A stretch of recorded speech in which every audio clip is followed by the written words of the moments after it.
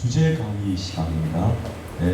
여러분 가이드북 7페이지를 한번 펴주시기 바랍니다.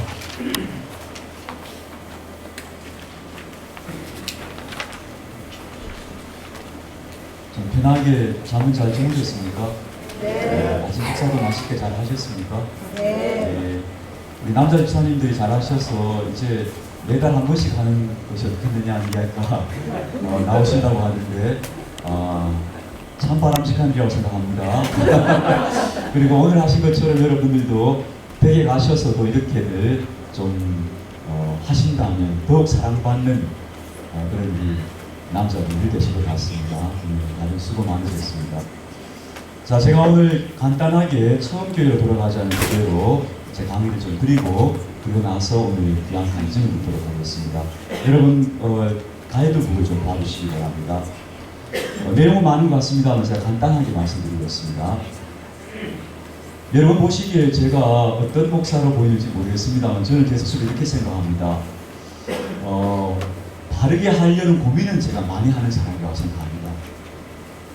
지금까지 제가 제 아내와 지금 살아오는 제 아내가 늘 하는 말이 유태길이라고 하는 사람이 좋은 사람인 건 알겠는데 근데 당신은 고민이 너무 많아. 고민과 생각은 많은데 실제로는 그 고민과 생각이 실제가 되어서 뭔가 구체적으로 나오는 일은 좀 적은 것 같아. 그렇게 얘기합니다. 그럴 수밖에 없었던 것이 저는 제 마음속에 원론적 고민을 굉장히 많이 가지고 있었습니다. 신학교 다닐 때부터 교회가 어떤 곳이어야 하는지 이런 고민들이 너무 많았습니다. 근데 제가 둘러본 현실교회에서는 그런 고민에 답이 될 만한 것이 별로 없었습니다. 그래서 원론적인 고민은 굉장히 많은데 실제로는 어떻게 해야 될지 하는 방법론은 별로 갖고 있지 못했던 것 같습니다.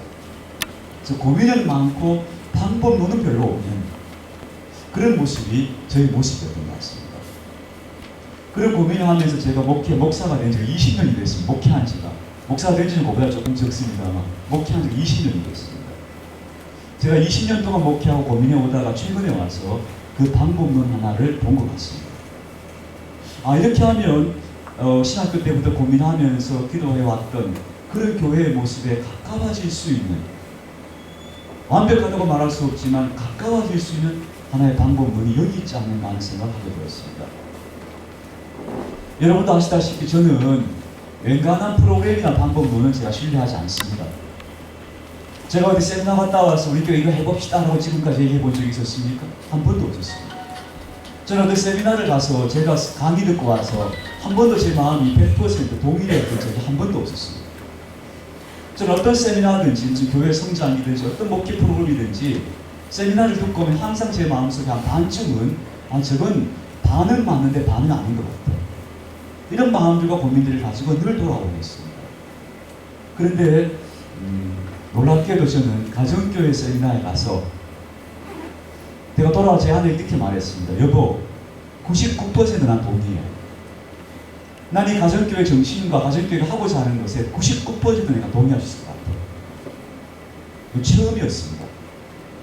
그리고 와서 하나님께서 저를 또 우리 교회를 이 길로 가라 하시는 거구나 하는 마음의 생각이 점점 굳어지게 되었습니다. 그래서 오늘 이 자리까지 온 것입니다. 그럼 여러분, 왜 도대체 목사님이 저런 얘기를 하는가? 왜 가정교회에 대해서 이렇게 99% 동의한다고 말하는가? 그 이유를 지금 잠깐 설명드리겠습니다. 가정교회 사역원이라고 하는 단체가 있습니다. 그곳에서 선포한 가정교회 사명선언문이 있더라고요. 그 사명선언문의 내용이 가정교회가 뭔지를 잘 설명해 주는 것 같아서 오늘 이 가이드북에 옮겨 놓았습니다. 잠깐만 한번 보시겠습니다.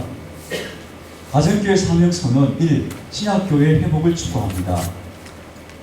가정교회는 간단하게 말하자면 어떻게 단순하게 표현하자면 지금의 구역 조직을 바꿔서 좀 더 깊이 있게 만나보자. 그런 목장 모임이라고 부르죠. 그런 모임으로 전환하는 겁니다. 구역 조직을 바꾸는 겁니다. 단순히 말하자면 이것인데 이것은 단지 구역 조직만 바꾸는 의미가 아닙니다. 철학을 말씀드리자면 이 가정교회는 신약 성서가 말했던 처음 교회의 모습을 회복하자는 이야기입니다. 처음 교회는 어떤 모습이었는가 하면은 거기 보시면 조직에서 처음 교회는 어떤 모습이었는가 하면 지금과 같은 이런 어떻게 제도화된 조직이라기보다는 각 가정에서 사람들이 모이는 소수의 모임이었습니다. 그게 초대교회 모습이었죠. 그래서 그 모임 속에는 빠뜨릴 수 없는 것이 함께 식탁을 나누는 것이었습니다. 여러분, 제가 지난 설교에도 한번 말씀드렸는데 지금 우리는 성찬이라는 걸 합니다. 그렇죠?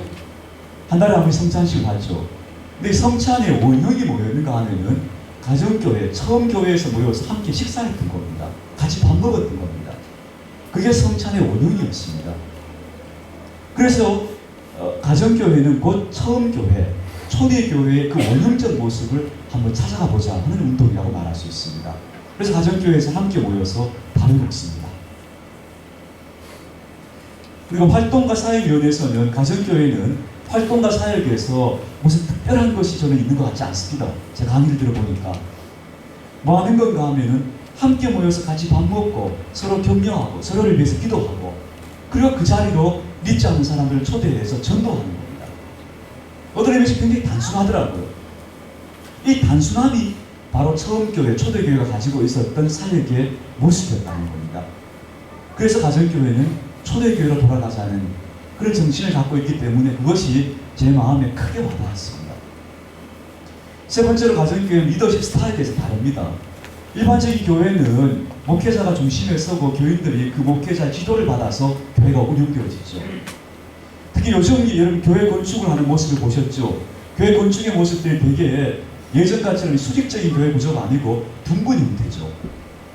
그런 형태로 해서 교인들이 중앙을 향해서 바라보도록 되어 있죠. 예배 드릴 때 예배가 그렇게 되어지는 예배의 효율성을 위해서 필요하기도 하지만 그런 구조 속에 하나의 철학이 들어있습니다. 철학이 뭐냐 하면 중심에서부터 지도하는 겁니다. 그렇게 해서 지도하고 지시하고 수직적인 구조가 어쩔 수 없이 형성되어 있는 겁니다. 그게 현재 우리의 교회가 갖고 있는 모습이라면은 초대교회 모습은 그렇지 않았습니다. 초대교회는 그것이 아니고 그 교회를 이끌어가는 사람, 지도하는 사람들이 섬기는 사람이었습니다. 생각해 보십시오. 가정에서 모인다면 그 가정을 내어준 사람이 누구겠습니까? 그분들이 바로 교회 지도자들이었습니다. 그리고 가정에 모인 사람들에게 음식을 대접하는 사람이 누구였겠습니까? 그분들이 지도자였습니다. 그러니까 교회 지도자들이 자기 가정을 개방하고 음식을 베풀어주는 사람이 지도자였던 겁니다. 그러니까 철저하게 섬기는 사람들이 지도자였던 거죠. 근데 이게 중세교회를 거치면서 교회가 이제는 지도자들이 섬김을 받는 사람으로서의 모습으로 이게 변질되어져 가는 모습이 나타나기 시작한 겁니다. 그래서 이것을 다시 회복하자는 것이 가정교회 운동이라는 거예요. 그래서 저는 그게 너무 좋은 거예요. 저도 목사로서 많은 교인들에게 대접을 받아왔습니다. 그러나 받을 때마다 항상 목사는 대접받는 사람이 대접해야 되는 사람인가 하는 마음에 좀 부담감들이 늘 있었습니다. 근데 가정교회가 그렇게 말하는 거예요. 진짜 지도자는 대접을 하는 사람이지 받는 사람 아닙니다. 여러분들이 목사님들부터 다 나가서 교인들을 섬기고 교회에 가서 밥 해주고 밥 먹이고 그거 하시라는 거예요. 목사님 가정부터 가정교회를 하라는 겁니다. 그래서 제가 그 말을 듣고는 이거 진짜다 생각이 들었습니다. 이 거짓 없는 진실이 바로 이 초대교회의 모습이 바로 그것이었거든요. 그리고 두 번째 가정교회는 교회 성장보다 영혼 구원의 우선순위를 둔다고 합니다. 저는 이 선포가 너무 멋있습니다. 교회 성장이 목적이 아니고 한 사람 한 사람의 영혼을 구원해서 하나님 백성 만드는 것이 목적이라는 겁니다. 한국교회가 지금 많은 위기를 만났는데 목적이 어디 있었는가? 한국교회가 목적이 잘못됐죠. 영혼 구원이 아니고 교회 성장을 목적으로 했기 때문입니다. 그게 마치 같은 것처럼 생각했던 겁니다. 이건 구분되어져야 합니다. 교회 성장은 교회 덩치가 커지는 거니까 다른 말로 하자면 누가 와서 채우더라도 교회가 덩치가 커지면 성장하는 겁니다. 다른 말로 다른 교회 교인이 우리 교회를 와서 채워줘도 교회가 성장하는 겁니다. 가정교회는 그걸 목적으로 하지 않습니다. 다른 교회 교인 데리고 와서 우리 교회 채우는 게 아니고 믿지 않는 사람을 전도해서 그리스도인을 만드는 겁니다. 그게 가정교회 목적이라는 겁니다. 진짜 교회 목적이 처음에 그랬던 것 같지 않습니까, 여러분? 세 번째로 그래서 가정교회는 비신자에게 전도해서 제자를 만드는 것을 교회 존재의 목적을 둔다고 선포합니다. 그래서 가정교회 하시는 교회들이 대부분 어떤 선포를 하시던가 하면요. 제가 가보니까 다운 공동체 교회도 그렇더라고요. 수평이동을 받지 않습니다 라고 선포를 하십니다. 물론 예외적인 경우도 있습니다만 그러나 일반적으로 다른 교회를 섬기다가 우리 교회로 오는 것은 우리가 받지 않습니다. 저는 이 선포가 참 대단하다고 생각되어지면서도 멋있었습니다. 우리 교회가 우리가 이제 궤도에 들어서게 되고 정착되어진 우리도 언젠가 그런 선포를 담대하게 하는 날이 올 줄로 믿습니다. 저는 그런 날이 속히 왔으면 좋겠다고 생각합니다. 다른 교회 교인들 데려다가 우리 교회 채울 생각을 버리고 믿지 않는 사람들을 구원시켜서 정말 그리스도의 제자를 만듭시다 하는 것이 가정교회의 선언이고 또 앞으로 우리가 그렇게 가야 할 지향점이라고 생각합니다. 제가 언젠가 고백했죠, 여러분. 제가 부끄럽게도 저는 교회를 개척해놓고 제가 어떤 마음의 바람이 있었는가 하면요, 갈기동산교회가 교회 중에 괜찮은 교회라는 소문이 나서 다른 교회에서 실망한 사람들 우리 교회로 와서 우리 교회 커졌으면 좋겠다는 생각이 제 마음속에 있었습니다. 근데 저는 그런 생각을 잘못되었다는 생각도 안 하고 그런 생각을 하고 있었습니다. 근데 이 가정교회 세미나가 보니까 내가 정말 잘못했다는 걸 알았어요. 그 생각 자체가 하나님께서 절대 기뻐하지 않는 생각입니다. 그런 생각을 하고 있었다는, 그러니 한심한 목사 아니었겠습니까? 그런 생각하지 말고 믿지 않는 사람 구원해서 그리스도인을 만들자. 정말 교회의 모습 아니겠습니까? 네 번째로, 그래서 가정교회는 지식을 전달하는 것보다 능력을 배양하고 교실 교육보다 현장 실습, 말로 가르치는 것보다 행동을 보여주는 것이 중요하다고 생각합니다. 그래서 목장에 모여서 목자 목녀가 그들을 위해서 식사를 대접하고 정성껏 그들을 위해 기도하고 섬기는 모습을 직접 보여줌으로써 믿음의 삶이 어떤 것인가 직접 보는 겁니다. 보면서 배우는 겁니다. 그게 가정교회입니다. 다섯 번째로, 그래서 가정교회는 목회자와 평신도 각자가 본연의 사역을 되찾는 교회라는 것입니다. 저는 이 말씀 또한 너무 제 마음에 와닿았습니다. 여러분, 교회가요, 지금 대부분의 교회가, 저도 그랬습니다만, 목사님들이 교인을 돌보는 사역을 100% 다 전담합니다. 그리고 교인들은 교회 와서 헌금을 넣어주고 참여해주고, 그리고 목사님 말씀을 들어주는 하나의 청중이 되었다가 돌아가기도 합니다. 근데 이것은 원래 교회는 그러지 않았습니다. 원래 교회는요, 사도들과 그 감독들이 교인들을 교육시켜서 교인들을 세워줍니다. 그럼 교인들이 서로가 서로를 돌봐주고 나가서 전도하고 교회를 직접 목회를 누가 하는가 하면 교인들이 하는 겁니다. 그 역할을 교인들이 하는 거예요.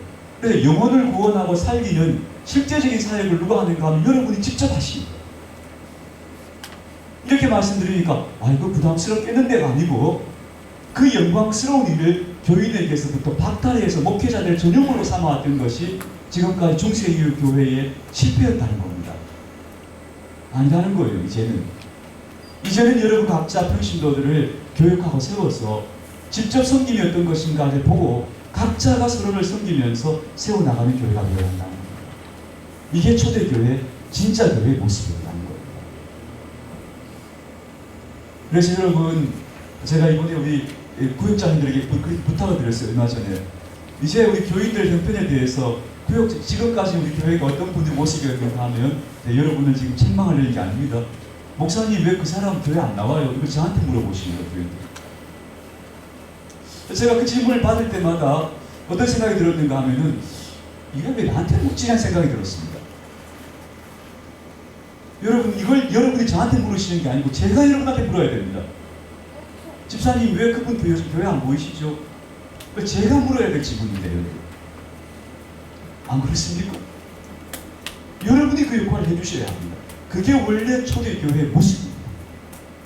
본래 교회의 모습은 그건데 우리가 본래 교회의 모습에서 떠나 있었던 거예요. 그걸 까맣게 잊어버리고 우리는 그런 일을 안 하고 그게 교회의 하나의 소비자나 청중으로 찾아오고 우리한테 영적 서비스를 제공하는 사람이 목사님이라고 생각했던 거예요. 이러면서 교회가 점점 병들어 가고 있었던 것이죠. 그래서 처음 교회로 돌아가는 모습은 우리 각자가 그 사이에 되돌아가는 겁니다. 그리고 목회자는 말씀을 전하고 기도하고 교인들을 그 역할을 할 사람으로 세우는 겁니다. 이게 바로 목사와 교인들 간의 역할이 정확하게 제대로 서는 것이라고 말할 수 있습니다. 초대교회 모습이 이런 겁니다. 자, 그래서 가정교회는 세 가지 상을 준수한다고 합니다. 첫 번째, 매주 모입니다. 이 모임이 이렇게 될 겁니다. 전체적으로 우리 공동체로 다 모이는 예배 모임이 있죠. 주일 예배 모임이 있습니다. 그러나 주중에는 각자 그 목장, 지금의 구역이라고 여러분 생각하셔도 됩니다. 그 목장 모임을 매주 주간에 모이는 겁니다. 주중에. 그리고 작은 교회 모임들이 모여지는 겁니다. 그렇죠? 그리고 그 모임에는 남녀노소가 함께 모입니다. 함께 모여서 서로 삶을 다 나누고 서로를 위해서 기도하고 식탁 교제를 하는 겁니다. 그리고 그 모임 속에는 또 신자와 비신자도 함께 모입니다. 예배당에 오십시오 하면 사람들이 불편해서 안 오는 분들이 많지만 식사하고 오십시오 하면 훨씬 쉽지 않습니까? 실제로 성경에 보면 고린도전서에 보면요 어떤 표현이 있는가 하면은 믿는 사람과 믿지 않는 사람이 같이 있었어요. 그래서 방언으로 기도할 때 믿는 사람 알아듣지만 믿지 않는 사람은 이상하게 생각할 거니까 그렇게 모일 때 방언으로 하지 마십시오 이런 말이 나옵니다. 그럼 믿지 않는 사람들이 그 집에서 모인 식탁 교제에 함께 다 참여했다는 겁니다. 그럼으로써 그들이 그리스도의 복음을 받아들이게 되는 역사가 만든 거죠. 이게 가정교회의 원리라는 거예요. 저는 제 자신이 온전하지 않다는 사실을 늘 잘 알고 있습니다. 그리고 여러분나 저나 다 마찬가지 아니겠습니까? 그래서 우리가 누군가의 성기 본에 배워주면서 누군가를 세워주는 일을 한다고 생각할 때 대단히 마음이 부담스러워질 가능성이 있다고 생각합니다. 근데 여러분 더 여기 이제 간증을 듣게 되겠습니다만 저는 사실 멋진 것을 요즘 제가 깨닫게 되는데 뭐냐면요, 내가 누군가를 섬겨주려고 할 때 내가 바로 서게 된다는 사실을 발견했어요. 내가 서게 된다는 사실. 이게 아주 멋진 일이더라고요. 그리고 내가 섬겨주는 그 사람을 통해서 또 그 속에서 느껴지는 보람과 기쁨의 열매가 있는 거예요.